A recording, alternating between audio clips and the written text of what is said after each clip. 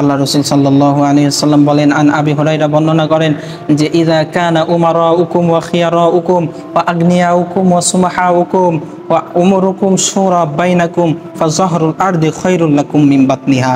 যে আবু হুরায়রা বলেন, আল্লাহ রাসূল সাল্লাল্লাহু আলাইহি ওয়াসাল্লাম বলেন, যখন তোমাদের শাসকরা ভালো হয়ে যাবে, ধনীরা দানশীল হয়ে যাবে, আর সমস্ত কাজ উমরুকুম শুরা বাইনাকুম, সমস্ত কাজ শুরার মাধ্যমে হবে, মশওয়ারার মাধ্যমে হবে, তখন মনে রাখবে ফাযাহরুল আরদি খায়রুল লাকুম মিন বাতনিহা, যে আসমানের নিচে এই জমিনটা তোমাদের জন্য, ভূ অন্তর থেকে তোমাদের জন্য এই ভূপৃষ্ঠটাই তোমাদের জন্য জান্নাত হয়ে যাবে।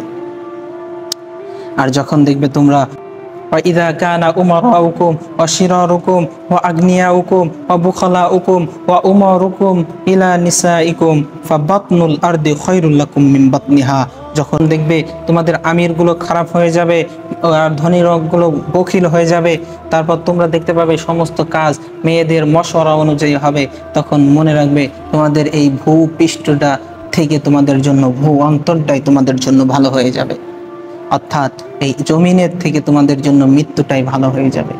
তাহলে দেখা গেল বর্তমানে এখানে বললেন যে উমরুকুম ইলা নিসাইকুম, যদি কোনো কাজ মহিলাদের পরামর্শ হয়ে থাকে তাহলে এই তোমাদের জমিনটা তোমাদের জন্য জাহান্নাম হয়ে যাবে, তোমাদের এর থেকে মরে যাওয়াই ভালো হবে।